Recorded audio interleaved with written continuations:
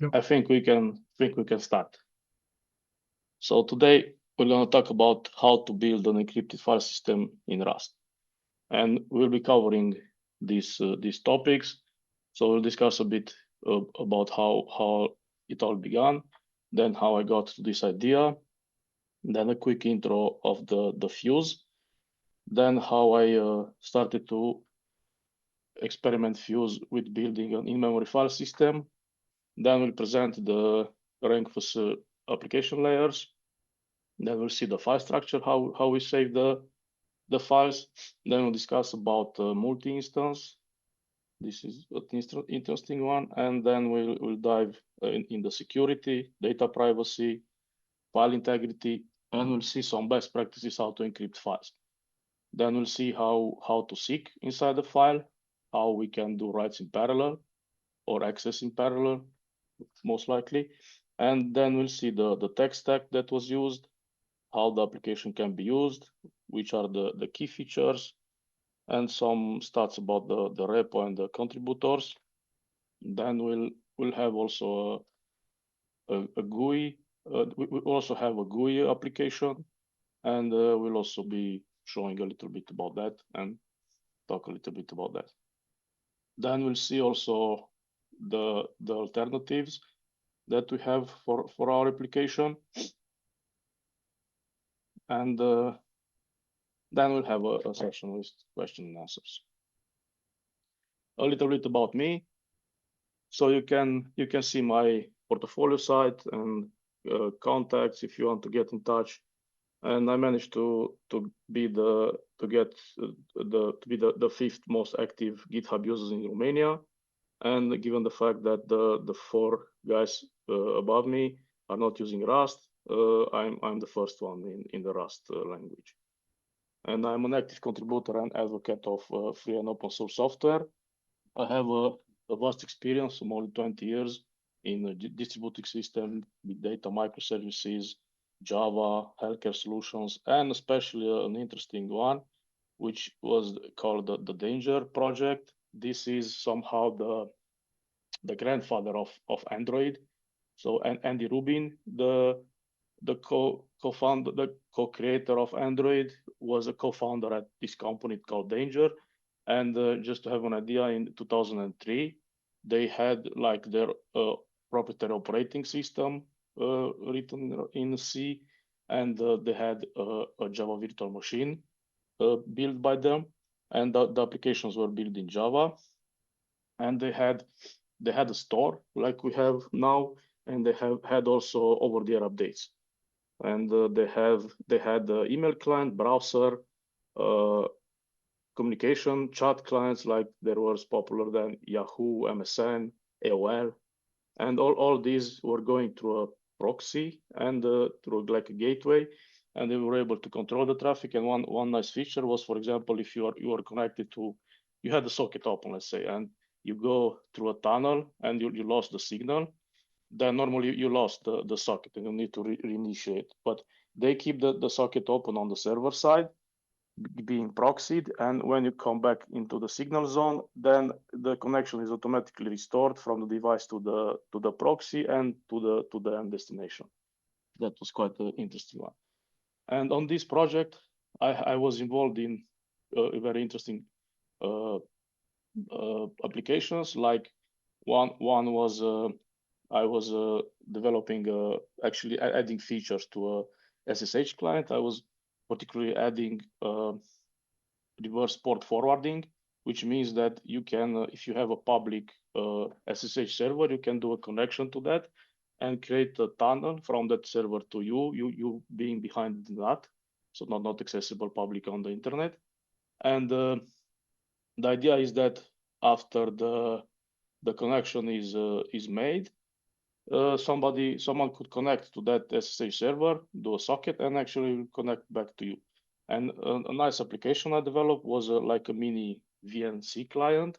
So I was capturing the screen on the device and exposing the pictures to a applet, and the applet render these pictures, and you can actually see in the browser in an applet at that time the screen of the device, and also I did sending back the keyboard events, so you can actually control in some parts the device. So it was quite an interesting one. And I'm like a man with multiple hats. So I was a developer, I was a technical team lead and architect, and was leading also large teams. And this was mostly my experience with Java.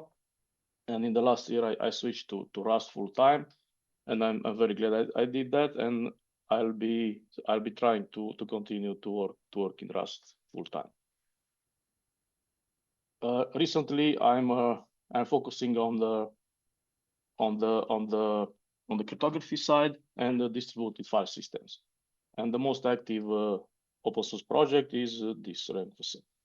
And why I decided to build this was we'll see a bit later also, but I wanted to also create a very simple and modular and very performant application, but which should also be very secure and protect your privacy. And I wanted to have it open source, so others could benefit of it, and also could be used as a learning project for initiating in cryptography and in file systems. And I'm trying to use the most secure and audited cryptographic primitives. And I'm also trying to follow the best practices, because you can use very good primitives which are safe by their self, but if you use them badly, then your application will fail catastrophically, so your security will be compromised. So how this all began was I started to learn Rust like in March this year, and I wanted a project to keep me motivated, and I started asking ChatGPT for some ideas, and okay, it started with a to-do app, which I don't think it's a challenging app, and then he continued with the password manager, which is a reasonable one. Then a distributed file system, which at that point I consider is way too complicated for a learning project. The interesting part is now I'm involved in building a distributed file system, and the concepts are very interesting. And then it suggested also proxy and network traffic, which all was great, but I felt that I wanted something different. And how I got to the idea of this project was that I had a folder where I kept my some projects documents, which in some sense are private data, and of course not password and credentials, because those I keep in password managers. And that folder I synced with now it's called Resilio. It was BTSync at that time. It's a BitTorrent client, and it's a very nice application. So I synced all these folders with over several devices, like laptop and phones. But I was thinking that, so for that I needed a server, like a permanently online server, to be able to access the files from any device, so not to have all device offline. And I was thinking to use Google Drive or Dropbox, but the concern is with the privacy. So that data, okay, not necessarily very critical private data, but it's not good for them to have access to it. So I was thinking that how to do this, and of course the idea was to have an encrypted folders solution. There are a lot of already built solutions around this, but I was thinking that maybe it will be a great learning project to build one myself, and indeed it was. It was a very learning and meaningful experience for me. Feel free to interrupt me anytime if you have comments or questions, so you don't have to wait until the end for the question and answers. It could be an interactive session. So in order to to see these files, you will need somehow to expose them to the operating system. And one way, which I was familiar with, was a fuse, which is an acronym for file system user space, and it's mostly for Linux, but it's also on Mac OS, and they have some alternative abstractization implementations for Windows also. And it consists of three parts. So there is the kernel driver, and there is the user space library, which is provided by the Fuse project. And then there is the user space implementation. And how it works is that the operating system, the kernel, wants to interact with your file system, and the kernel driver will do a request to the user space library, which is like a proxy, and it will call your user space implementation, which is actually like you can imagine like you have an interface in Java or traits in Rust that contains all the methods to interact with your system, and you need to implement all those operations, like creating a file, deleting a file, copy, reading from a file, writing, and so on. And this, of course, can be done. Initially, I use a library that was not multi-threaded, was not concurrently handling the request. And for example, if you had a large folder, if you did a ls in the folder, and if you want to create another file or do ls in another folder, it was stuck until that was finished. And this fuse actually helps you to, so you can see it like a proxy, like an interface, that behind that interface you can have any kind of data. So you can actually have, I don't know, you can browse an email account, you can browse a blog, you can, of course, you can browse files, you can access files, but you can also, I did an implementation for testing where I feed it random data. So you just accept any bytes that you push to me and give you back random data. And the nice part is that after you have this working, it's accessible via the file manager of your operating system. So you just go there and you will see like a drive, and you can access all the files. And the library I use now, it's called the Fuse 3. And initially I was using fuser, it was called. Fuse 3 actually is based on that. So he took the code, fork it, and added a sync, so concurrency. So the disadvantage of the other one was that it was single threaded and it was blocking. And how it all started, the presentation is public. So here it's a link, for example, here. So you can see the repo if you want. So I started to play by building an in-memory file system, which was very useful for me to get more knowledge about the Rust basics, like smart pointers, for example. So box, RC, refcell, arc, and how to work with lifetimes. And it's actually a very, very simple implementation. So I just build my own tree structure, which keeps the nodes and the content in memory. So everything is in memory. The metadata, the file names, and everything is in memory. And as a result, it can be used, for example, for running tests. So instead of running on your local disk, you can start this and create some test folders in it, and you can actually start your test in memory, which normally it will be faster than running on disk. And we should discuss a little bit about lifetime. So I'm sure that everybody who learned Rust got at some point stuck in understanding what is with its all lifetimes and why it's so hard to make the code compile, and what are these very strange errors that I cannot comprehend. So just imagine that one of the promises of Rust is that it offers you automatic memory management in a safe way. So the memory is managed safe, and it does all this automatic in the way that you don't need to do malloc and free like on C++. And also it doesn't have a garbage collector. So somehow it needs a way to know how to manage this memory. So it has like three basic concepts. So the first one is, and this is the simplest to understand, is ownership. So every variable, when you create it, it has an owner.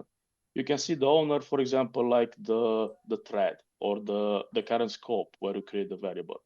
And normally when the variable goes out of scope, it will be deallocated. But if you put it on in a structure, for example, you assign it to a field in a structure, then it will persist after the lifetime of the block. So you see, lifetime somehow comes now into perspectives. And the simplest idea is how you can see it is a variable is deallocated after it's deallocated from the stack.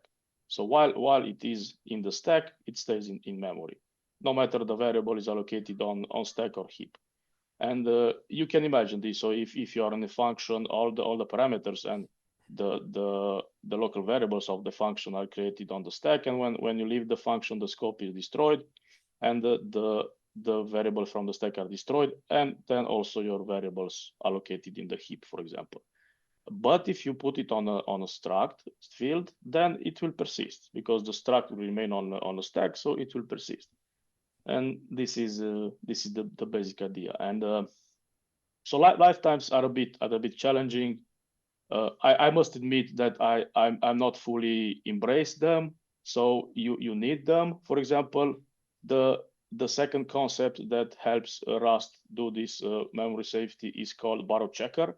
What it does is you have references to variables, and you can have any amount of read references, so immutable references, but you can only have one mutable reference. So this is exclusive. So either you have multiple immutable or one mutable. And what this gives you is it eliminates the data race, because you cannot have two threads have a reference or have two references to the same variable, so they cannot compete writing on the same memory. And actually the compilation will fail, so you cannot compile such code. So it's very safe, and you catch it very early in development stage. And the third one is lifetime. So the compiler is very smart, and it's getting smarter every day or every night. Let's say if you go to nightly builds. But if there are situations where it's not very clear at the compile time, statically analyzing the code, when a variable should be deallocated. So what is trying to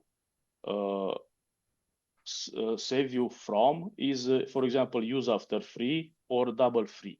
Use after free means that you deallocate the variable, but you're still having a pointer to it, and then after the variable was deallocated, you try to use it via that pointer, via that reference, more specifically.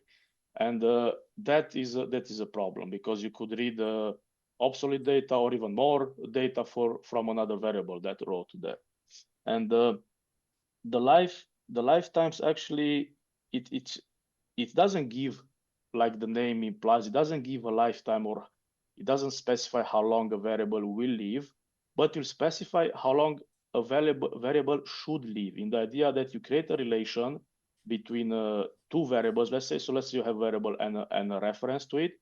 You create a relationship, and you say that, okay, this variable needs to exist as long as the reference to it exists. And if the compiler catches an issue where the references are used after the variable is free, it will produce a compilation error. So this is how it helps. And it is a bit problematic to work with them, and I'm also struggling sometimes. So I can say that I prefer using smart pointers if the performance penalty is not so it's not a big problem, because there is a problem, because all these smart pointers are allocating the data on the heap. So given that's on the heap, it's a to call. So first you need to go to the stack, and then you go to the heap, and it's a slower process. And if you want maximum performance, you should stick with normal references and allocate the data fully on the stack.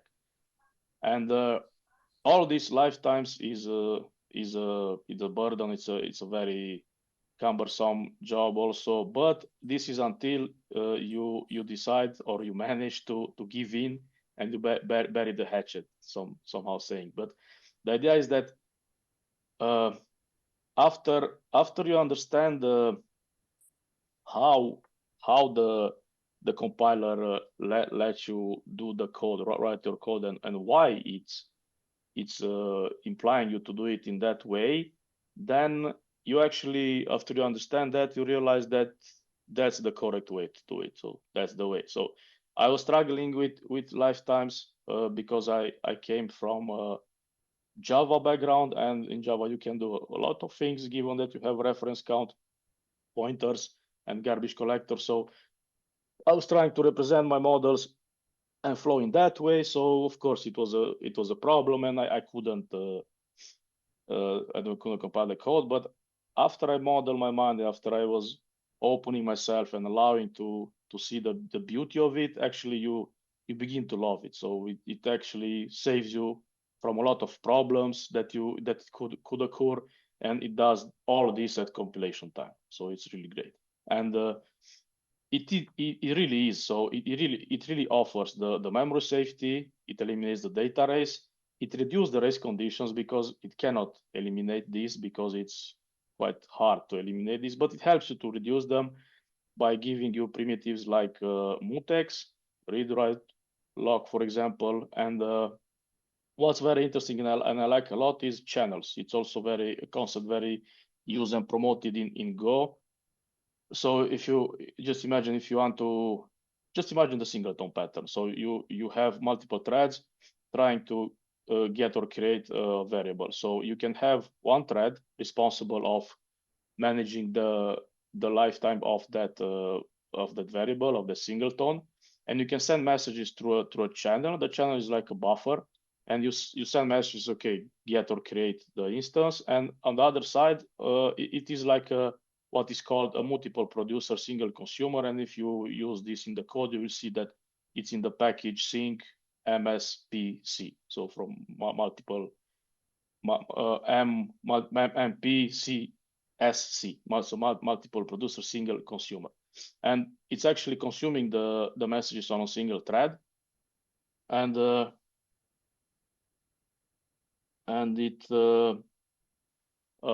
it handles this safely. So then all your threads are safe to access, and only one will create the actual value.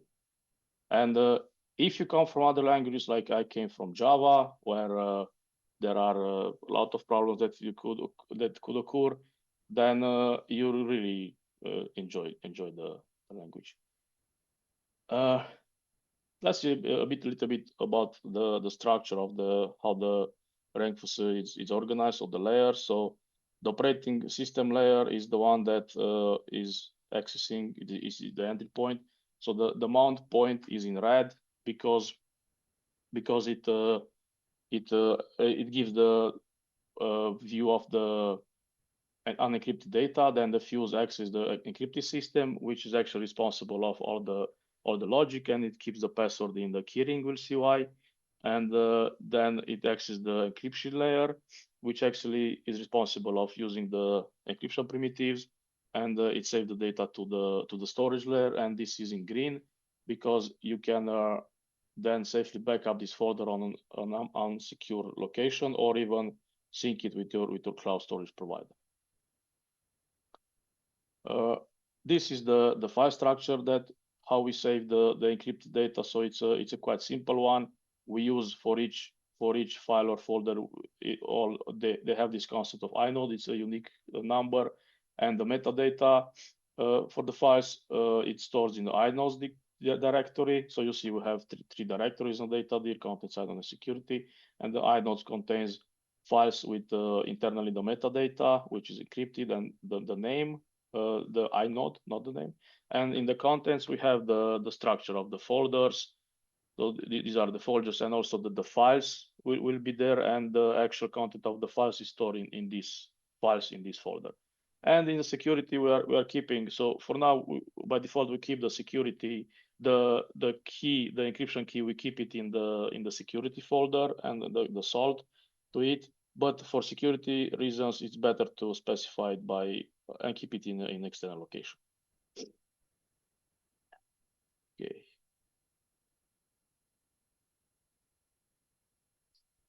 So how the application was envisioned is that you have a folder that then you can sync it with multiple between multiple devices. So you can have a laptop, sync it with Google Drive to your tablet or phone. And in this case, then it comes to the situation when where the application is running on multiple devices, and those devices could also be offline, so they cannot connect to each other. And there is this problem in cryptography that you need to use unique nonce. The nonce, what it means is, for example, if you encrypt a message with a key, and if you encrypt the same value, so let's say another message, but with the same content, the same value, the encrypted value will be the same because it's a predictable operation that is applied. So of course the value will be the same. And this creates a problem, various problems we can see in different talks. Like a parenthesis, this is how the Enigma machine of the German was broken, and it's interesting how.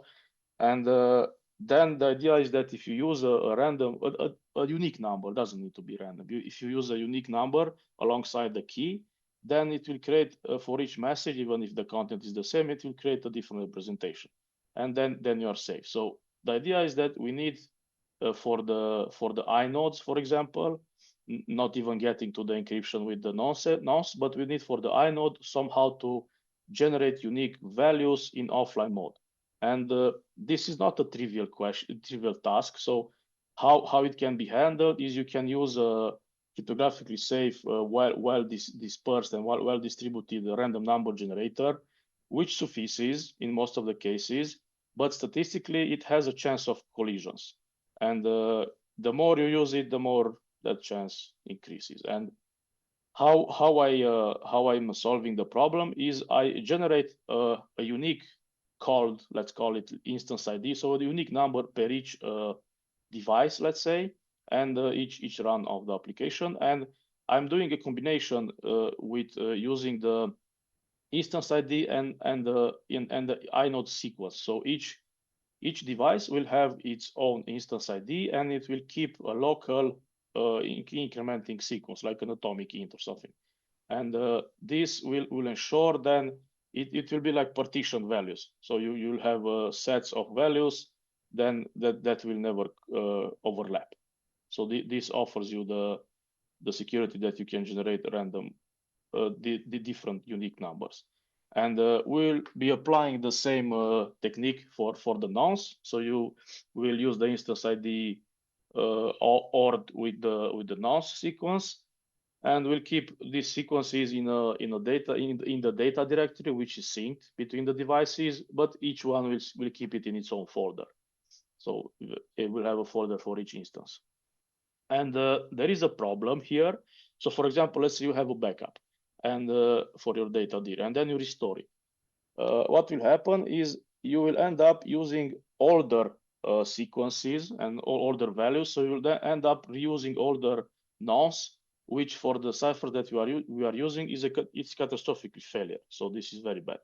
You should not do this, never. And how I'm tackling this and solving this is I keep this sequence, I keep it in a keyring also. So then even if you reinstall the application, for example, and you take from a backup, restore it from a backup, then I will use the maximum between these two values, what's in data dir and in the keyring. So then it will be always increasing. And given that we are using, so as you see, we do a OR between the non-sequence and the instance ID. So we are actually using, let's say, the first byte of the number, 8 bits, for the instance ID. So in that case, it reduces the maximum values that we can allocate. And for example, this reduces for the U64, so from 64 bits maximum values, it reduces all this to 2 to the power of 56 minus 3. So if is 2 to the power of 56 because is to the power of 64 minus 8, and it is minus 3 and not minus 1, like normally the maximum value is, because the value 0 is not used in inodes, so it's considered invalid, and value 1 is for the root, so it's reserved for the root. So that's why it's -3. And this value, as you see, it's from my point of view, an unreadable number. I cannot pronounce that value. And so this is how many files we can allocate. So it's huge. And similarly, if we apply the same logic to the encrypted data, we save the files in chunks, and each chunk is of size 256 kilobytes. And given this, we are able to allocate 2 to the power of 56. Here is -1 because we use the whole interval, multiply by the chunk size, and it gives us that's a typo here. Let me actually, because so the value is 10 to the power of 19. So it's a huge number, and this is how many petabytes we can allocate. So I don't think we, in the life of the universe, we will get this size. And here are some security concerns or details. So we are using the ring crate for the encryption, which is a well-known and audited crate. We are also thinking to use Rust crypto. The advantage of this is that it's fully Rust, and it's more compatible when you try to compile it on different platforms. Like, for example, with Ring, you have also problems with some Android architectures, and also on the WASM, WebAssembly. And Rust crypto, although it's a bit slower, because Ring it's a extension of Boring SSL, which is a port from OpenSSL. So it's a port made by Google, and it contains a lot of assembly code. Actually, half of the repo is assembly, and the Boring SSL contributes back to the OpenSSL repo. And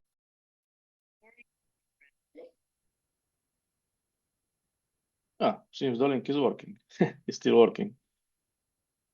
But we'll not continue the presentation just at 8 o'clock, because this is how we plan it. So maybe few people took breaks or something. So don't want them to lose content. We'll speed it up in the next session, because seems it's taking a bit longer. We still have a lot to cover. Okay, so back at 8 then? Yeah, back at 8. We can keep this open until 8 if you don't want to take break outside or something.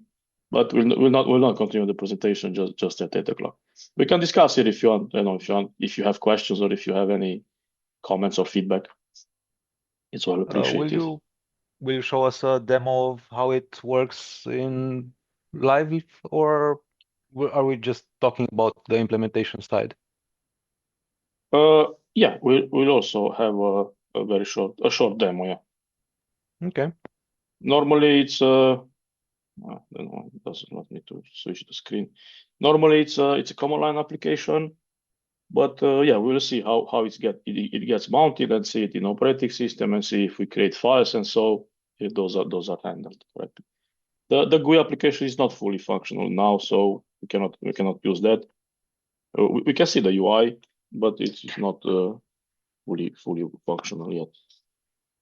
But I think the command line will show will be as a good example.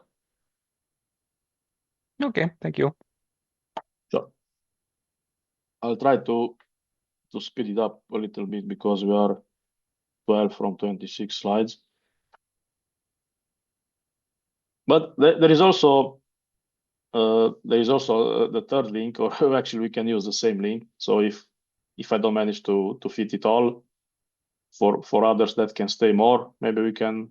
And also it will be maybe not all have heard, and I only added recently in the topics. It will be a short demo at the end, so you'll see how the application can be used.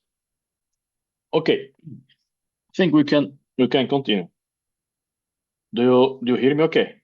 Can you guys hear me okay? Yeah. And see my screen, right? I don't see No. a screen. Me neither. Sorry. My bad. Sorry. Just I don't know what Zoom doesn't allow me to. No. You should see now. Yeah, now it's okay. Yes. Okay, great. Okay, let me hit play. Minimize this. Okay, so the last we talk about is using Rust crypto. So yeah, in the future we'll be using Rust crypto because it's more friendly to different platforms. And how it works now? So when you start the application, you input a password. Ideally, it should be a strong password, and based on that, we generate using Argon 2 library with a concept which is called the key derivation function, which is the KDF. We generate a key because we cannot directly use the password because of the size. So these ciphers need a specific key size. So we actually generate a specific key size as needed. And the ciphers that we are using is they are called so the acronym is AAAD. It's from authentication encryption additional data. So what it does is actually more than just encrypting the data. It also gives you like a verifying tag. It's actually called tag, which is like a HMAC. So it's like a hash, a MAC, message authentication code. Yeah, which actually gives you the ability to verify that the data is so to verify, to confirm the data integrity and to authenticate the user. So you can have the assurance that the data was encrypted by the user who has on the key, the secret key for encryption. So it helps you with that. And then it so we use the two most common ciphers, which is ChaCha 20 poly 1305 and AS 1256 GCM. The idea is this as you see, it's a long name, but this is comprised of two parts. So ChaCha 20 is a cipher. So the ChaCha just encrypts the data. What happens is an attacker could alter the content of the cipher text, but you cannot detect that. And in conjunction with this, we are using the poly 1305, which actually adds a tag, which helps you to verify and to make sure the data was not altered. So the integrity check, and also the verified authentication of the user, and the same for AS. And we keep the credential in memory. And one problem is while keeping the connection in memory is, given that is a sensitive information, is the operating system at some point could decide, because of low space, to move some parts of the memory to the swap file. The swap file resides on the disk, and the problem is that the disk could be unencrypted. And in that case, your credentials could be read in plain from somebody who can access the disk. And to avoid that, we use mlock. So mlock it's a C function which is offered, and also there are Windows alternatives which is offered by the POSIX versions and of the operating systems. And then we also, so while after you allocate the variable, we mlock it, so it will not get moved to the swap. Then while it's not used, so while you are not reading it, sorry, while you are not reading it, we protect it. So it is protected, so no process can read or write. We care about read. No process can read from the memory. And also when the variable is dropped, it's very important to zeroize it, because by default, the operating system just mark it as available memory and let other process to write its own data there, so it doesn't zeroize it. It's exactly like on the disk. That's why there is maybe you know the concept of from later earlier periods. So there was this concept of low-level formatting.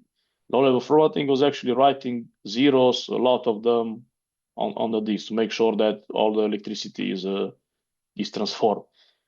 And we do all this, and it's very important to do all this. And there is also something in additional which we do. There is this what is called cold boot attack, which is a very interesting one. So if an attacker gets hold of your, so if it has physical access to your computer, and if it can take the memory chip, okay, not the solder ones, but if it can take the memory chip, it can spray it with liquid nitrogen. And the SRAM and DRAM have this property that if they are very cold for a few seconds, they still have the electrons inside active. So he can insert it in its prepared computer and quickly do a mem dump and read actually the memory. And after he does that, he can actually use a specialized software to actually analyze the data and read your credentials from the memory. So this is a very, very strange kind of attack. Okay, it needs physical access to your machine. So how we mitigate this is on idle. So when the credentials are not used or when the application is not used, we expire those. So we actually zeroize those. And that's why we need to keep the password in the keyring, because we need to regenerate the key based on the password. So this is what we do. And we use Blake tree. Blake tree is it's worth reading about it. So Blake tree, it's a brilliant hashing function. So in addition to hashing, it has also internally, it has a Merkle tree. A Merkle tree, it's another very interesting structure, which in short, it gives you the ability to determine if a file is changed by not needing to hash the whole file. So you just need to hash some parts of the file, and you can determine if the file is changed, or determine if the file is different, if it's different from other files. So this is very useful when you want, for example, to synchronize two files to each other. And for random number generators, for crypto safe, so there is this concept, maybe you will hear it, it's called the crypto safe and then something else. So crypto safe random number generators are a category of random number generators which tries to so we generate random numbers that sorry a little bit, I need to respond to a message.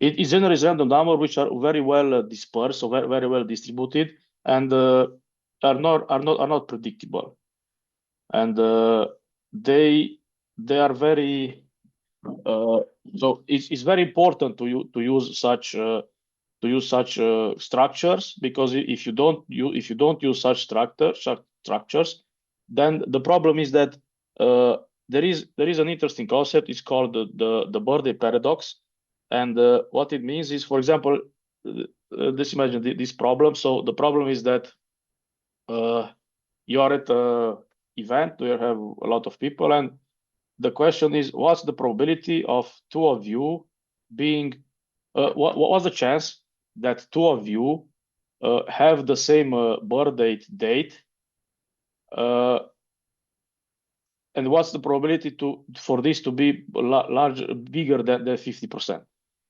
And at least for me, it seems like a quite high number. So I think it's something like 180, but actually it's 23. So there are some statistical calculations, and the probability is 23, which is quite low. And the idea is that if you are not using very good random number generator, so if there is possibility to generate the same number twice, then it can use this property, and you'll end up using, for example, the same nonce, which is catastrophic failure. So it will give the attacker the ability to break your encryption in there. Okay, so this is also an interesting one. So we are trying to offer truly privacy. What this means is that we are trying to hide everything. So an attacker, if he's looking at the data folder, he should understand nothing. So we try to hide metadata, content, file name, file size, all the time fields, files count, directory structure. So the file name and the content is easy to hide, because you just encrypt the content. And for the file name, you just pad, so you add at the end some characters to make it all of a fixed size. And then all files will have a fixed size, so the attacker would not even could not map to another folder, for example.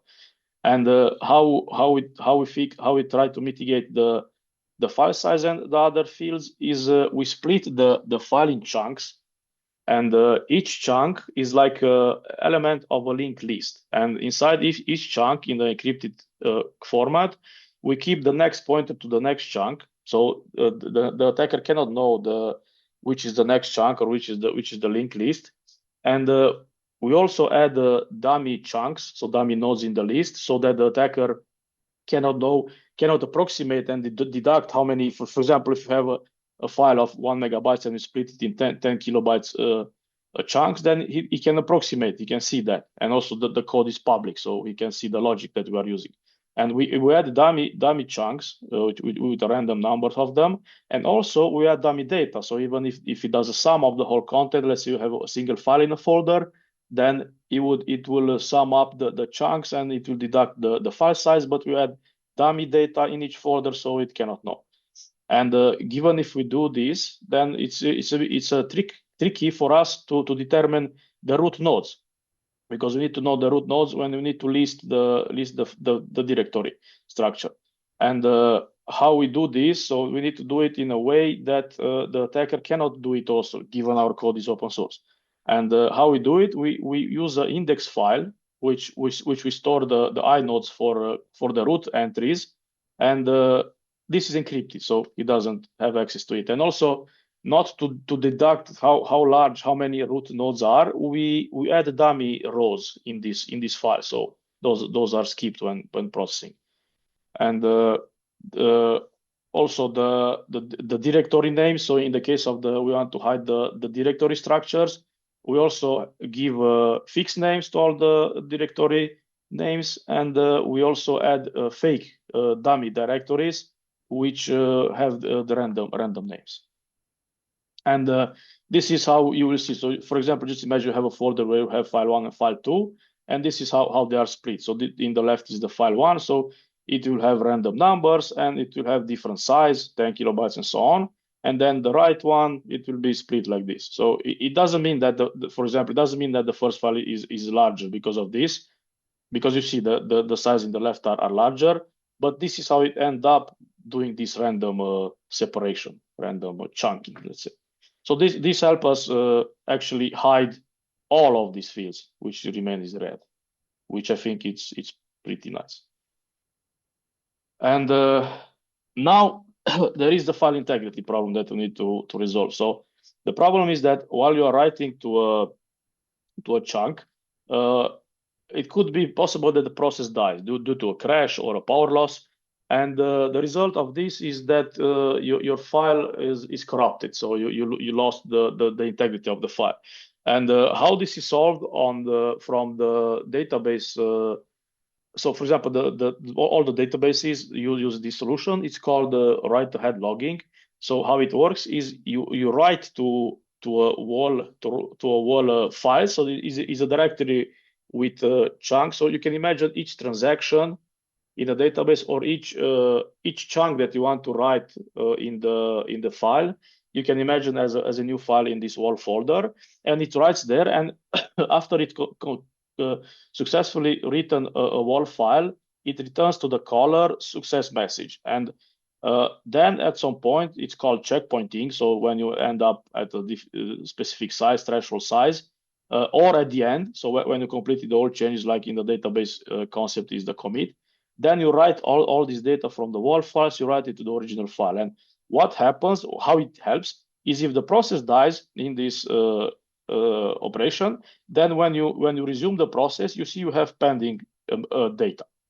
And you keep repeating, and you start to write that, and you keep repeating this until all the pending data was applied. So in this way, you end up with the integrity valid. So everything is well. And there is a crate that I'm using, and it has a very nice. I thought it's a very nice headline. So he said that there's the Great Wall of China, okay, and there's this an OK wall, and the name of the crate is OK wall. And yeah, it's a really nice crate. If you have something to do with file integrity, I recommend it to use this. And this also is an interesting concept of how you can write, how you should encrypt files, so how you can do it safely. So let's say you have a file, so it can be a very large file. Let's say you have a movie, like I don't know, 700 megabytes or something, or 1.4 gigabytes. And if you write the whole file, so if you encrypt the whole file as a message, so given all these ciphers, so one is block cipher, one is a stream cipher, all these, it's like, you can imagine it like a linked list, like a blockchain. So if you write a block, then the next block depends on the previous one and so on. So if you want to access a block in the middle, you need to decrypt the whole, all the blocks before that, so all the blocks in the left. So it's very slow, the same when you write. So how you can solve it is you can split the chunks in files. So we split the files in chunks of 265 kilobytes. And when we need to write, we actually seek at the desired position in the file, and we encrypt only that block. So any change you make, so the disadvantage is if you change 1 byte, we encrypt the whole 256 block. But you can change this, so it's configurable. You can make it smaller if you want. So, but I did a benchmark, and for performance considerations, this is the maximum throughput that I got for the encryption. That's why I use this. And then on read, it's very easy. So for example, imagine if you have a movie and you seek, and you want to read from that position. So you just calculate. You need to calculate the corresponding offset in the file, because the encrypted size is a bit larger. So you calculate from the plain text offset to the ciphertext offset. Then you read that block, you decrypt it, and you just use it. And actually, this gives you very fast seeks. So you can seek the file and read it very, very fast. And then there is the safety part. So here there are two problems what an attacker can do. And one is, for example, even if you take a chunk, you use authenticated encryption. So yeah, it's okay. You make sure that the file integrity is fine, and it was encrypted by the desired user with the desired key. But the problem is that the attacker can move the chunks around, and you don't know that. So it's like he is altering the whole file content, and you don't know that.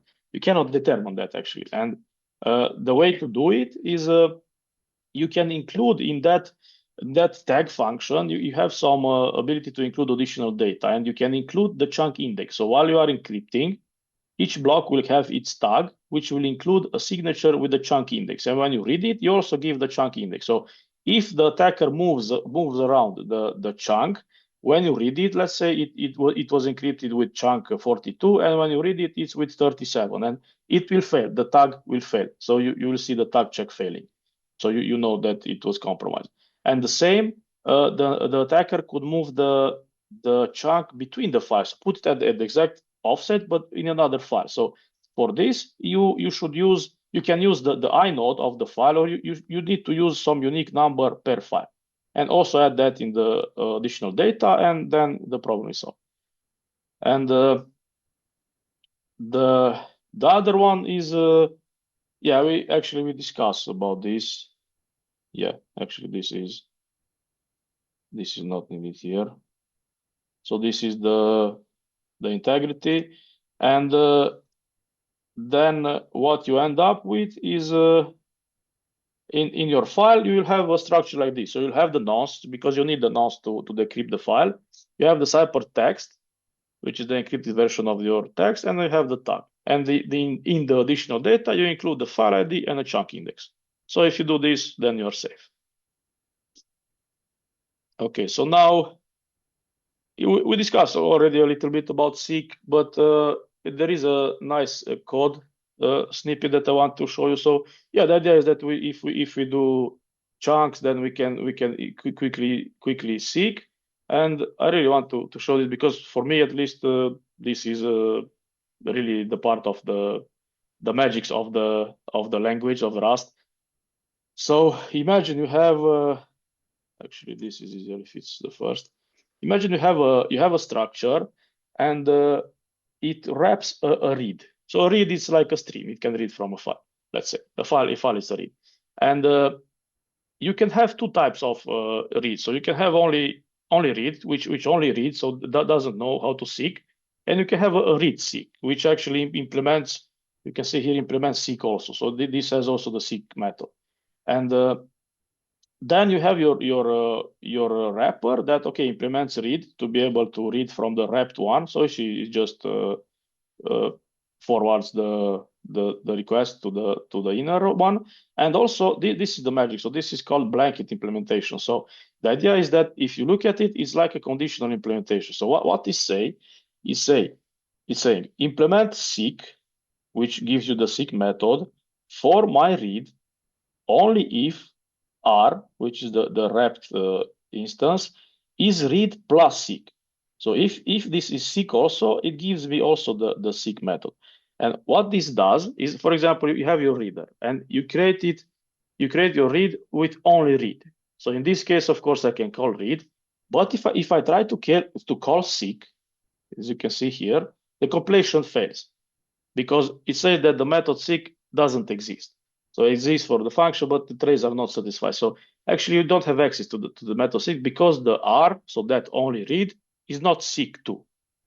And this is, for me, this is great because you can catch this at compile time. And actually, these features for the languages I work with, I didn't see it anywhere. So then it's very nice because you can make a conditional implementation and the code is catch the correctness of the code and safety of the code is catch at compile time, which I think is great. Because in other languages, you also in Java, for example, you can do inside this seek, you can call like if instance of, then you do the seek. If not, you throw an exception. But this is ugly, so that's not the way to do it. So for me, it's very nice. So if you see, if I compile now the code, then the first one can read, the second one can read and can seek too. So this is pretty nice. And this you can see when if you are curious, you can see how I took advantage of that. So how I use it, this is a macro to decrypt, and actually I have the read here, and then somewhere below here I have the seek too, and this implement the seek. So what this does, which is nice, is the seek move the position at the desired location, and then the read could continue to read from there. And this is quite nice. And I try to do this for write also, but it's a bit more complicated because the problem is that for read for read the read method. So this method is the same, so it doesn't change. Only the seek is like an additional thing, so it doesn't change. But the problem is for write. If I'm normally wrapping a simple write, then in the write method I just start writing from that position on. So I keep moving the pointer to the right. The problem is if I need to seek to, then first, even when I'm starting to write to the file, let's say I have the chunk index of size 256, and I want to write to position 42, and then I need to decrypt first. So I need to act like a reader, like a decryptor. I need to read and decrypt the first block. And then when I write, so I need to read and decrypt the first block. Then I seek to the 42th position. And then I write to that position. So actually the write function is different. And the problem is that I cannot have a write function different based on the implementation, because this means a method overwriting. And Rust doesn't have method overwriting. And the issue is that I had to do some hacks. Okay, all are internally. From outside, you don't see it, but I had to do like a wrapper, like you see here. So each writer need to implement this trait, and based on the context, I see it as a write or as a write plus seek. And I do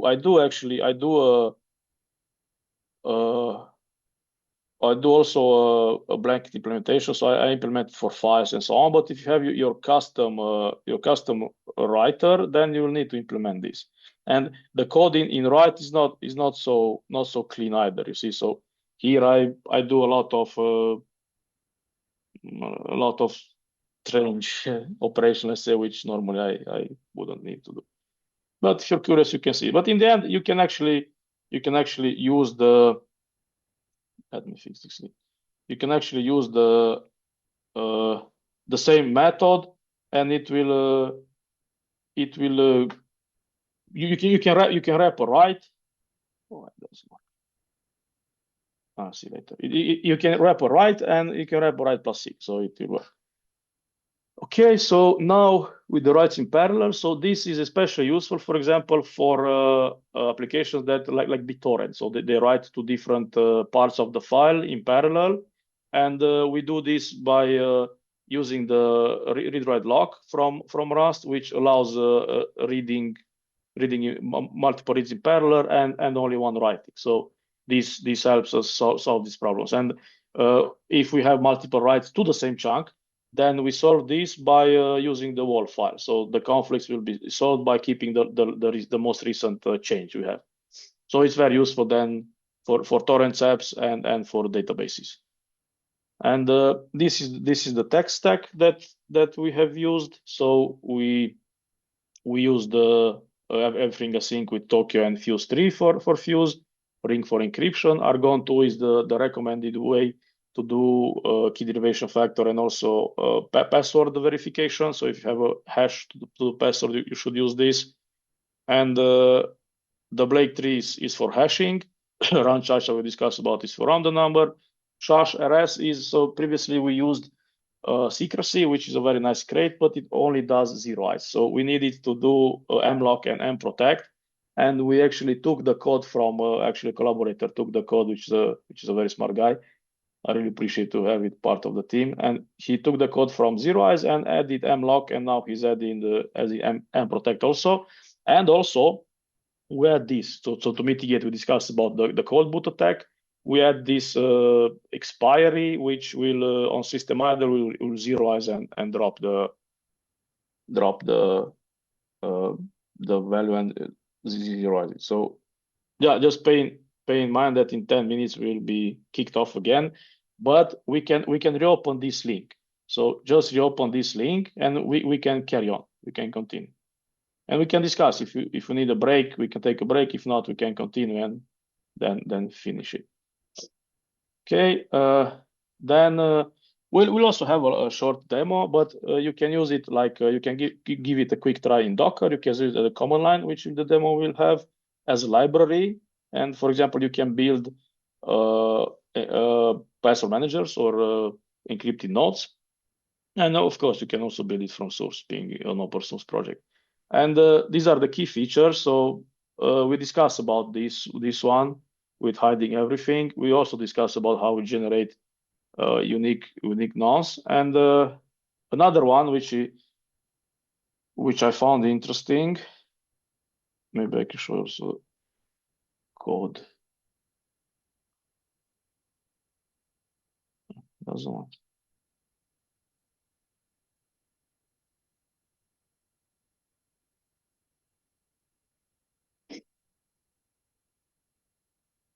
I cannot only one.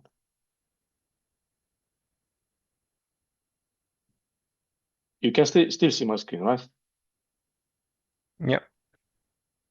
Okay. I want to show an example because it's really, I think it's really nice.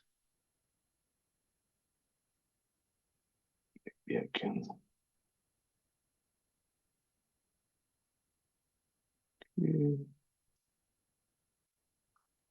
Can you zoom a bit, please?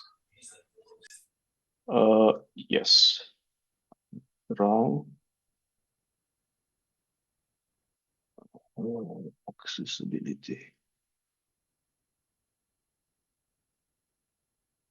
See our text. Just I think this is not resized. Let me resize it.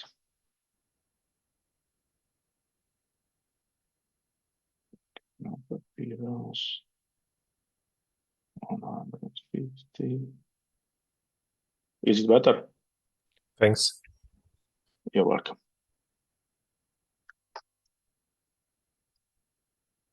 Okay. Okay. Okay. This is the example. Okay. So it is like this. Let's see if we compile. So in short, just imagine, so this is a very possible example. So you have a code that works with Tokyo file. So you create the file, you create it with read and write, you open the file, and then you write something to the file, and then you read. You need to see to the beginning because the position is at the end after write. So then you read the content of the file. So then you print the content, and it should work like this. It was not compiled. Okay, so I wrote 6 bytes, test 42. Okay, so what we are trying to do is just imagine you have this code and you want to use encryption for this file. So you want to encrypt this file. So you want to use our library to encrypt it, and not only encrypt it in the same file, let's say, because then you end up with those problems that the attacker could know your file size and so on. So you want to encrypt it in our structure where we hide everything. So what we did, we created an abstraction layer, and actually you see here that you use Tokyo FS. You use this, and instead of this, you can use our implementation. So you can use this. You see there is the duplicate, and you can use this. And actually, in most part, I'll tell you why it's in most part. I'll tell you, but in most part, this is all you need to do. So your code, you will see, stays the same. And if I run this now, hopefully we'll have the same output. Seems not. Like the god of demos. Not found.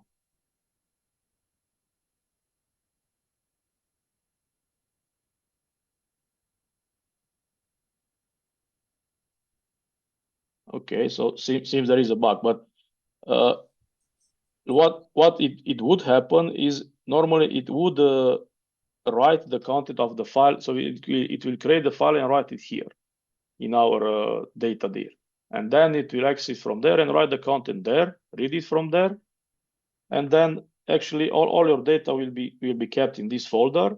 And then you will actually be working with encrypted file. So if you look, nothing changed here. The only part you need to do is this, because you need to initialize the encrypted file system, because you need to provide it with what cipher you want, the password, and the folder you want to save it. So that's all. So this method is you need to add it additionally, and other than that, all your code stays the same.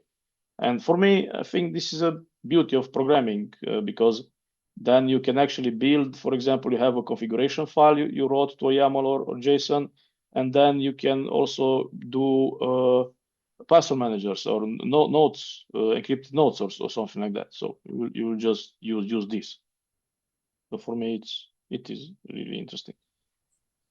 Maybe try to map the error to a known error, and it will work. Because could be that. So this is the error. So somehow and somehow in the open in that let file, you can map error and then add the most generic error from your mappings of errors. I know, but to map to what? This is what you mean, right? Yeah. To something that you are using to map your errors with. You have to have a type or something like that. It is internally already mapped. That's why I get this, So I get so internally I have my type of error, and if you look here, this is okay, not very visible, but this is with custom and kind. It's an IO error, so it is already mapped to an IO error. And the underlying problem, the underlying error message is this, that I node is not found. All right. Which I don't know. It could be that the file system is not initiated correctly, or let me just try the Windows way to.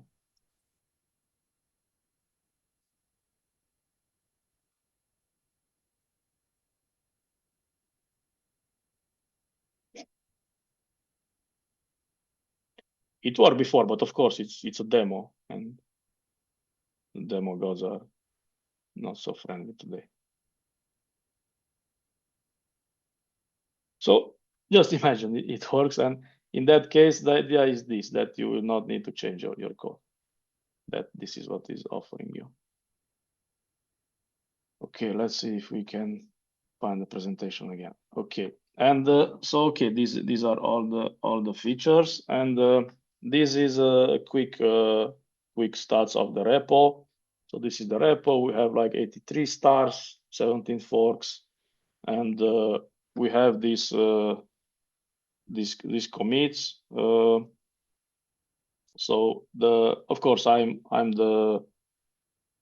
the oldest. I'm from the most of the time here, and I have the most of the commits, so like 1K, and you see I have like 72K lines added and 50 removed, and there are some others too. And on Slack, so what happened is, okay, this started as a learning, so the call will drop in 1 minute. So maybe let's wait to drop, and then let's rejoin this same link, and then we can continue.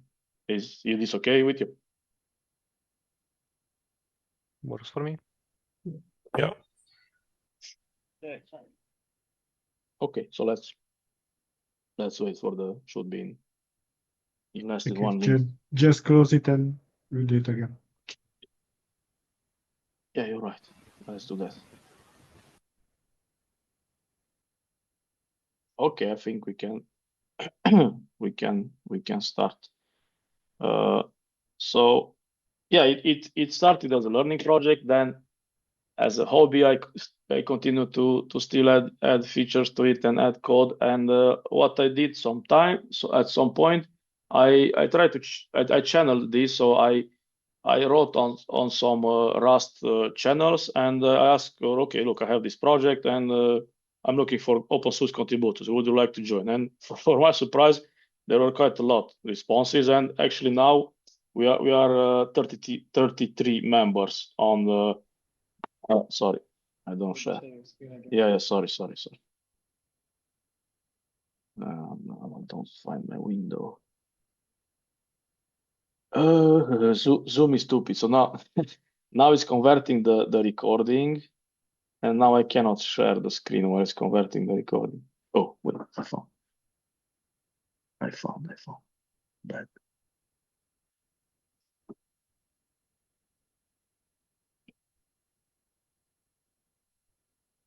Can you see?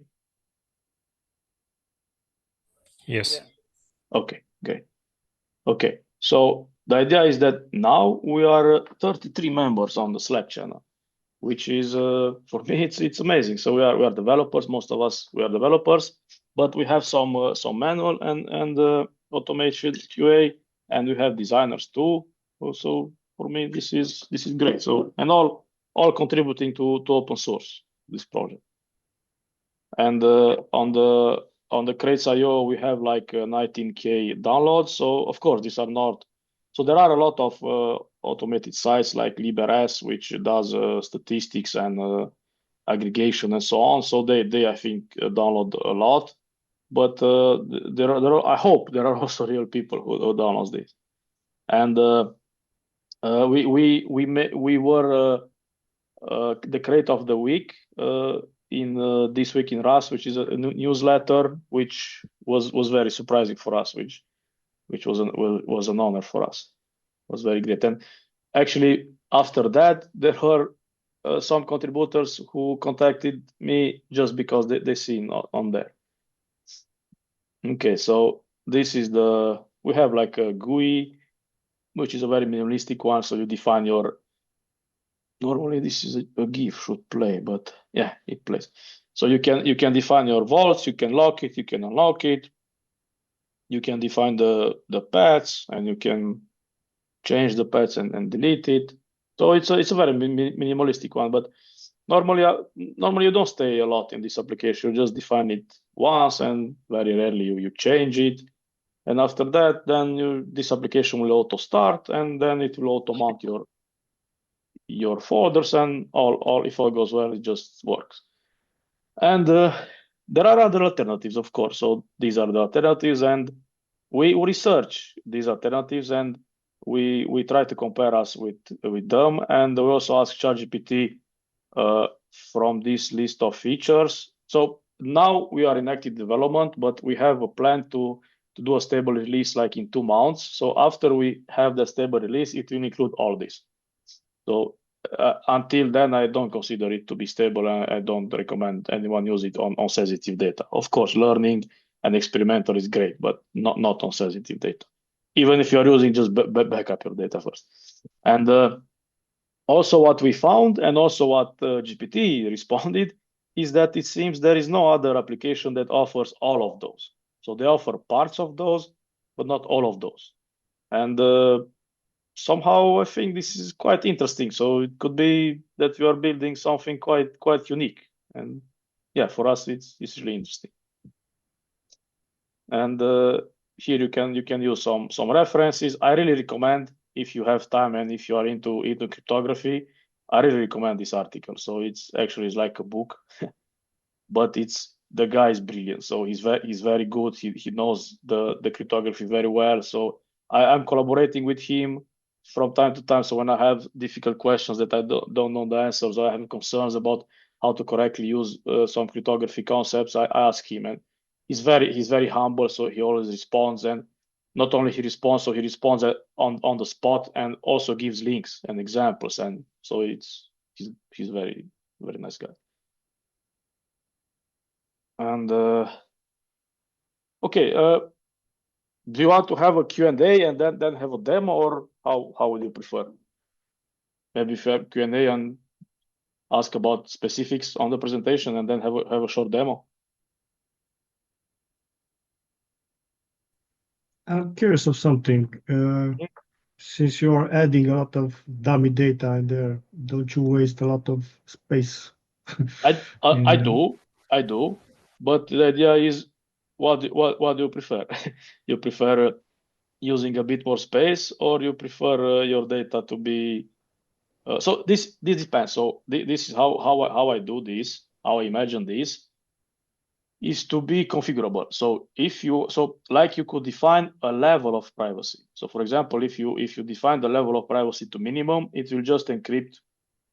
So it will just hide, everything is encrypted, but it will just hide the content and file name. So you could still see the file size and so on.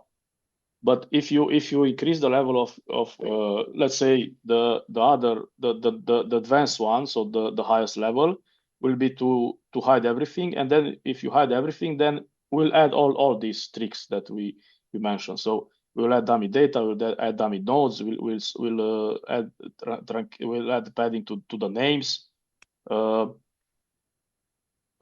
all of this, you know. So then you can decide, okay, it will be less space used, but you are not so private, and if you need more privacy, you will use a bit more space. Mm-hmm. Yeah. Cool. Radu, what was the biggest challenge The biggest challenge you had? Yeah. The biggest challenge, let's say, I think there were two. Let's say, so one was with the actual cryptography. So I was familiar with certificates and public key encryption and so on, which I use with OAuth and openness and SAML, like SSO and so on. But I wasn't so used with this symmetric key encryption and this deep encrypting stuff with nonce and bytes and so on. And after I learned that, because I was very curious, and okay, I learned that. So after I learned that, the problem was debugging. So just imagine you have a file and you encrypt it and then you decrypt it, and something breaks. And first, actually, you don't know if encryption failed, is wrong, or decryption is wrong, you know? So how do you know? Because all these are random bytes if the cipher is okay. And then I use another cipher which did the encryption. Then I compare to what I encrypt. Okay, encryption is fine. Then I see decryption is wrong. Okay, I see decryption is wrong. But it doesn't tell you, okay, this byte is wrong or something like that. It just tells you decrypting failed because of reasons. Nobody knows why. And okay, they know in the library, but they don't tell you. And it's very good because they don't tell you, because it's exactly like when you try to log into a site and you have the username and password. And if they tell you which is wrong, then you insist with that, So then if you tell, okay, cannot log in, it's better because you don't know which one is wrong. And that was the problem. So even if I know, okay, encryption is wrong, what is wrong? Because I don't know, I have these bytes, what do I do with them? So it's like random bytes for me. I don't understand anything with this. So this was very tricky because it all relies in using correctly the ciphers, and then actually you don't end up in such situations. And when you end up, okay, you compare with another cipher implementation that that is correct. So that was quite challenging.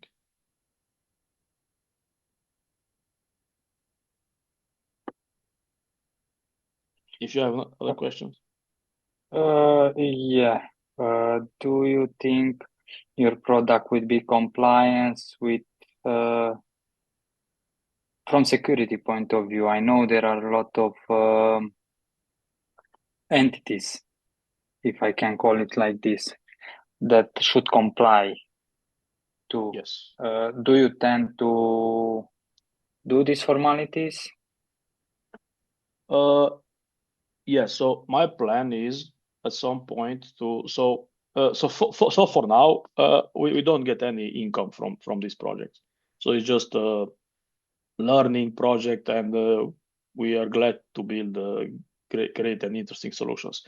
But we are thinking to monetize it, and when we do, there are two, let's say, or three target audiences that we will try to be in touch with. So the first one will be a regular user. So just someone like me who has some files and they want to keep them encrypted, like my problem from where this application arose. So I have some files that I want to sync with different devices, and I want to keep them private. So these are regular users. These users are not really concerned about are your solution audited? Is your solution reviewed by trusted authorities? Okay, they just hope that your solution is okay, is safe, and that's all. But when you try to go in the business sector, or even more in the enterprise one with big companies, then actually Exactly. not even if they care, but they need to care because they have internal standards, they have ISOs that they need to follow. So they only need to use audited solutions. So for that, I want to do so. I initiated the contact. I'm not yet collaborating. So I initiated the contact with these guys, which offer they don't offer auditing solution, but they offer review, so code review solution and security review and security proposal, and so they are very good. We had a call. You can see that they are very technical, in depth, so they are very good. And I hope that if I so for now I still have some the good part is that I have, so we have some issues, but they are known issues, and we have in GitHub we have a task, we have issues for them with solutions, so we know how to tackle them, we know how to fix them. So before we have that, that's the scope, that's the purpose of this stable release, is to have the application as safe as and okay from the integrity point of view, file integrity point of view, as possible. So when we are close to that, then I'm thinking to continue with them and have them do a code review for the security code that we are using. And in that manner, then it will offer at least guarantee. yeah, guarantee. You can be also, as user, you can be a bit more relaxed that okay, your code is safe. But we'll need to Nice. get to that point. Nice, thank you. Sure, you're welcome.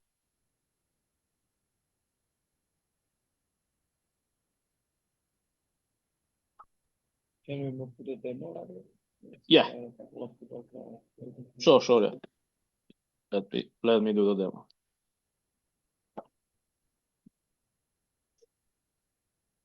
Okay, let me switch on the main branch. Because actually let me switch on the release branch. Maybe it's safer. Because it's shortcut. Yeah. Okay. And run. Okay, so now that we run it, it should start and prompt for the password. So the idea with the password is we need the password as a simple way to generate a key to access the system. But ideally, if you want more security, you should generate your own key. We offer a command line tool to generate your own key. You should also encrypt it with another key derived from the password. So you should do something similar that we are doing. And then you should provide that via a parameter as an external file, as an external key, and then it will be used from externally. So not generated internally, and not sync with the data dir. So it will not be synced with another devices, so an attacker cannot know it. So you should keep your key private. Okay, so now it asks for the password. Green means good. And now we can see it here. You can see it in the like this. And now we can create files, we can create folders, and let's say, let's do a demo. We copy a movie. Should be pretty fast normally. It doesn't do the copy. Let's do just the file. Copy. Paste like that. Now it's in debug mode, so it's a bit slower. So that's why you see it's taking. Let's see if it's too long. We can start it in release mode. Yeah, maybe let's start it in release mode.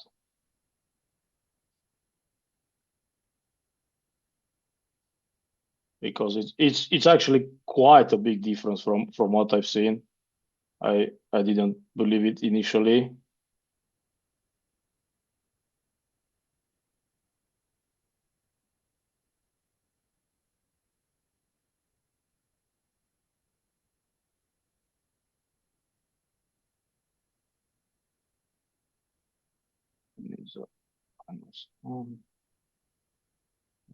See.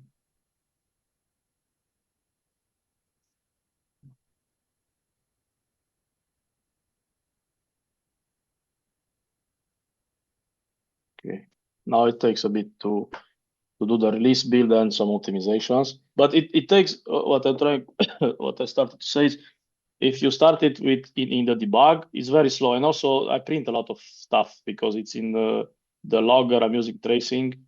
If you get to use Rust, and if you want to use logging, I really recommend tracing. So it's more than a logger. So logger just print you, let's say, one line or a JSON or something. So this prints like a context. So you have like a small stack. You have like a small stack of, okay, this is, I need to fix the features and stable. Okay. In the release mode, I set it like that. So if it fails, if you have warnings. So I want to have a clean code. That's all. So in debug mode, it doesn't care. Okay.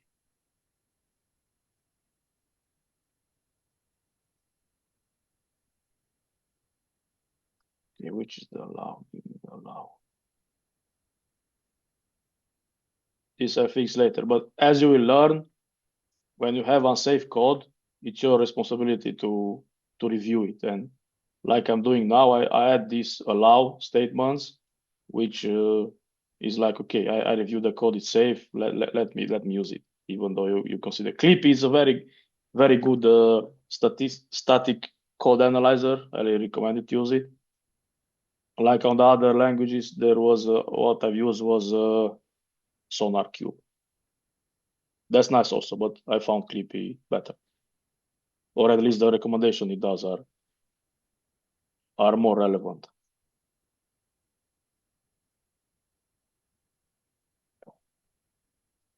Okay, it takes a bit of time to compile this, given it's in release. It applies also a lot of optimization. So you have here, it's not put here, but you can specify the level of opt level. This is the one. So you can specify how much optimization to do. So 0 is in the debug mode and 3 is in the release mode.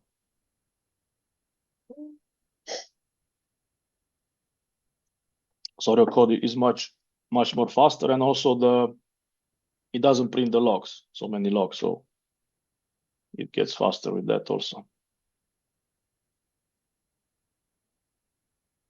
Radu, I have a question. Yeah. Do you consider having a non-technical for non-technical persons a solution like The solution for from non-technical, yeah, user I know. experience? Yeah. For non-technical person. I know what to say. So the for the non-technical person, it will be this one. So this will be they will have a UI, and they will just define here the vaults. These are the encrypted folders, and then they will just lock it and unlock it. So something like this you have in mind. Yeah. This is what I was talking about. Thanks. This is work in progress, and this application now it's built in Rust, and we have another one. So this is mostly like a example application, a sample, a reference application. Let's say we have another one which is built with Kotlin Compose, but that doesn't have as much UI as the other one. But this is what we will be using. So this will be on our platforms, on mobile and on the web also, so desktop, and this is what we will be using. So it will be the interface basically. Yeah. Thanks. You're welcome. Okay, so this is a new file system now. Let's see now.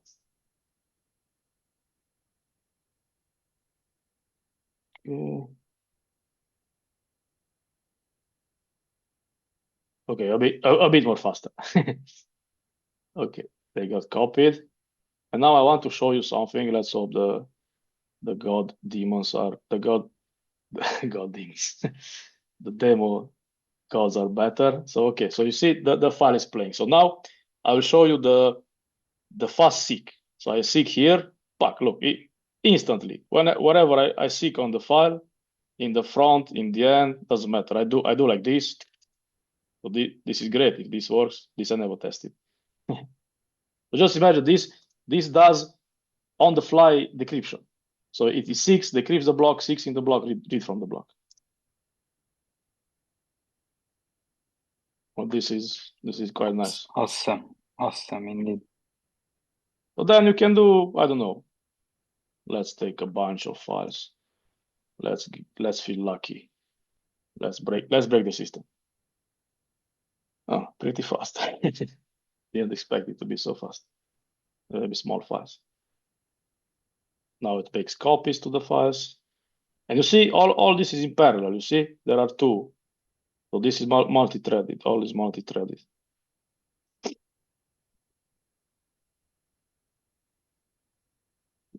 We still have a lot of logs, so that's why it's a bit slower, because if you eliminate the logs, it should be even faster. Okay, that already is expected because it's a lookup, so that's okay. Okay, so now we can do deletes. We can actually do deletes with trash. It creates the trash folder here. This is done by the operating system, not us. And we can take advantage of the trash and empty trash and so on. Yeah, so at least this demo went fine. Just the most important one. Yeah, actually this is what the application does. The other one not so. The other one is for the future, so for others that are using the library. Okay, so mostly this is from my side. If you have any questions or comments or suggestion to show you something more, I don't know, if you want to see the code or something, you can always look it on the GitHub. A nice part is I did some, so for example, in this mount, I did some abstractization, so now it works for, I have an implementation for Linux, and for all other platforms, I have a dummy implementation which does nothing. And in the future, we'll have actually the library that we are using, the Fuse 3, it adds support for Mac, so it's actually will be compatible with Mac. For Windows, no, because it's a different story. And then we also have support for Windows. So there is a compatible Fuse 3 layer, which you can use there, but we need to implement. Let me show you, because this is, I consider this interesting. So this is you see this file system. This is what I told you from the Fuse. This is the user space implementation. So these are the operations that the operating system, the kernel, calls on you. So they call like create file, flush, lookup, and so on. So these are all the operations that the kernel needs to interact with your file system. And if you implement this, you actually are compatible to be used by the file system. I mean, like I said, you can feed it whatever data you need. In our case, of course, it's our files.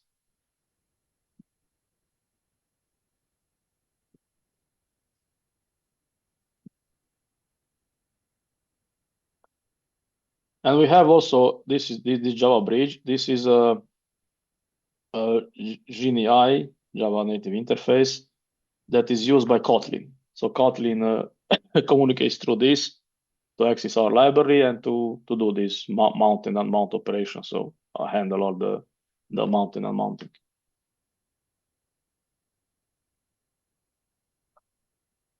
Okay, so if you have any other questions, or if you want to discuss something more, please shoot.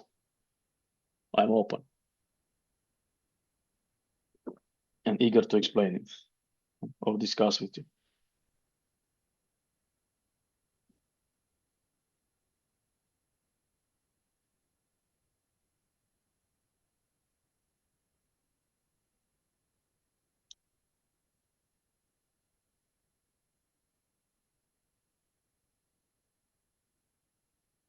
So, and anybody, you want to discuss something more?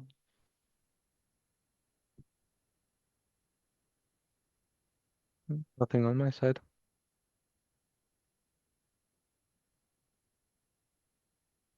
Okay.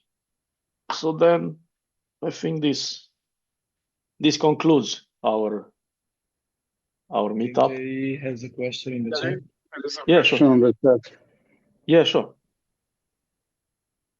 Go ahead. It's on the chat. On the chat, you can read the chat, Radu. Yeah, sure. I can, yeah. Gods of Demon. The last one. This is never work on encrypted. This one. Yeah. And what's the more concrete question? Sorry. What was the question? Can you rephrase the question, please? J Chan.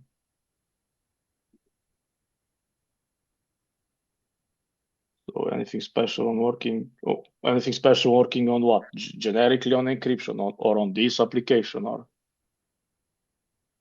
at least not clear for me. What's the concern? What's the question? I think he's referring to the encryption. So related to encryption, yeah, it's very important to use. So first, it's very important to use good cryptography primitives, which in my case is the ring crate, this one. So the ring crate, it's quite very used. Let me show. You see, it has 147 million downloads. Of course, I told you these are also bots that are downloading, but there are people like me, who are using it. And this is the repo. And if you see, so this is what I'm mentioning. So they have assembly like almost half of the repo, then Rust. Really nice that Rust is more than C, and then C. And if we look at Rust crypto, this library I like a lot, and I really want to switch to this one. If you look at Rust crypto, and let's say we take symmetric encryption and take the Chacha, which I like also a lot. If we go here, I did this. You see, it's 100% Rust, which is great because you can compile this on any platform, on any target platform, which is great. The other one you have problems with it. So with the other ones I have problems compiling it on some Android targets.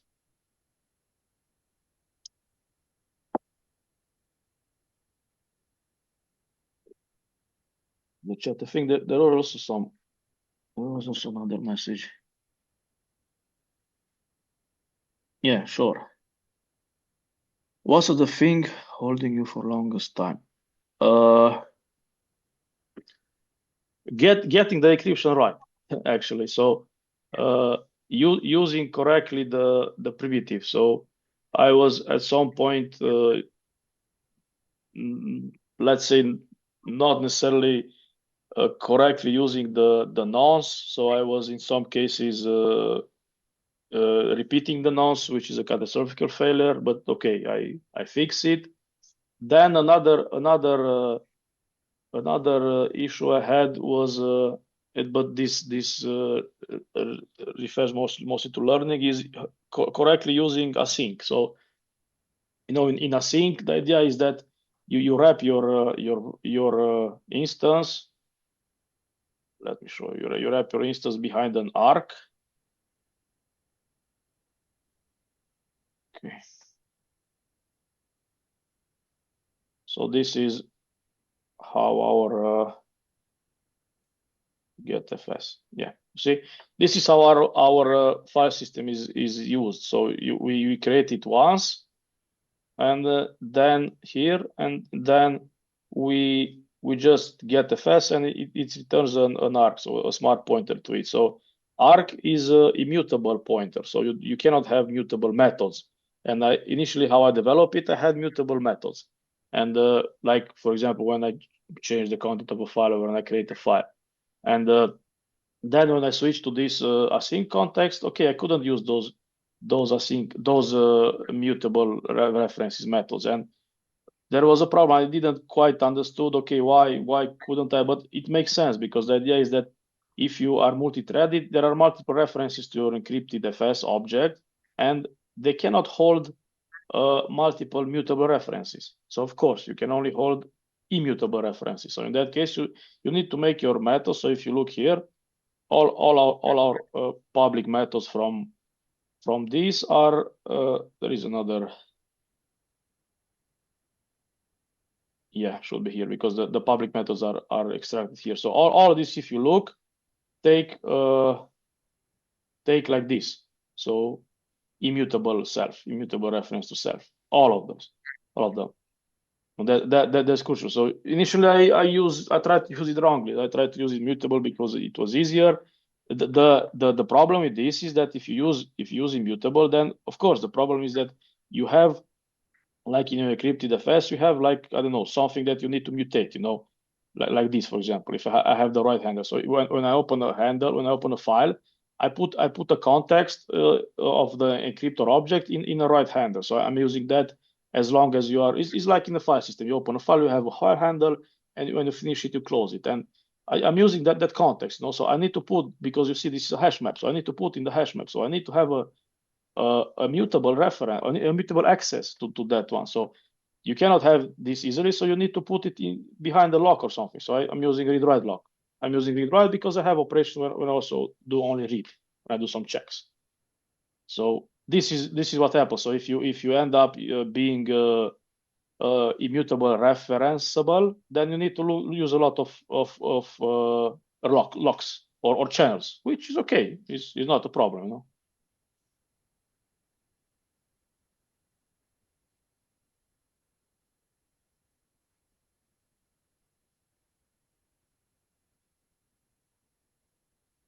Yeah, thank you also.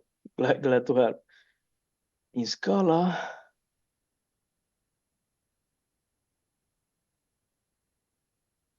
yeah, unfortunately, I don't know exactly what is in Scala linear inheritance, but you don't have inheritance here at all. So the only inheritance you have here, or maybe like this. So you have It's inheritance. more like a composition.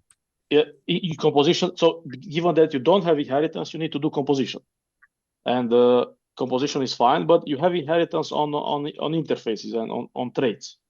But that's all. You don't have inheritance on structures. And as you see, in my case, I need a special functionality where my write method needs to be different. And I cannot do that. Cannot represent that in Rust. Cannot do that in Rust. Maybe in Scala you can.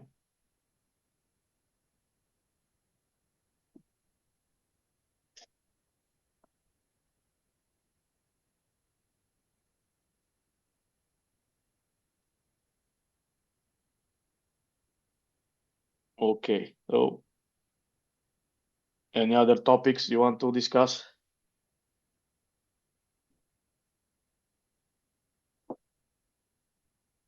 If not, maybe we can call it a day or a talk or a meetup, or what will be the correct terminology. And we'll send the recordings over the Meetup mailing list, and you have the slides you have already in the description of the event. And yeah, feel free to ask any questions. Feel free to look at my other projects that I have on the website. You can see the first link. And if you want, feel free to collaborate. I'm eager learning. I'm eager having new collaborators also.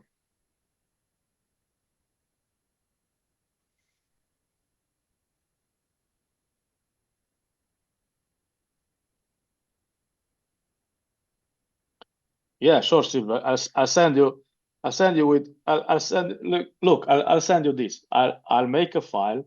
I'll encrypt. I'll encrypt. I'll make a file. I'll encrypt the file with as a zip with the not even a zip. No, I'll encrypt it with myself. So I will encrypt the file with a password, and the password it is inside the file. So if you open the file, then it means that you have the password. So let's say if you send me the password, then it means it's a cyclic reference. If you have the password, then you have the password.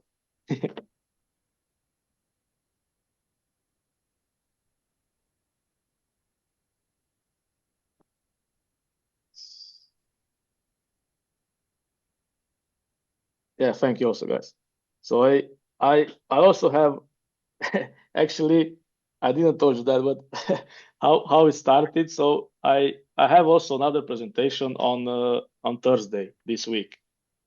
It's in Bucharest for the Polytechnical University in there, and the problem there is that I need to stick all this. Then I need to stick all this in 25 minutes.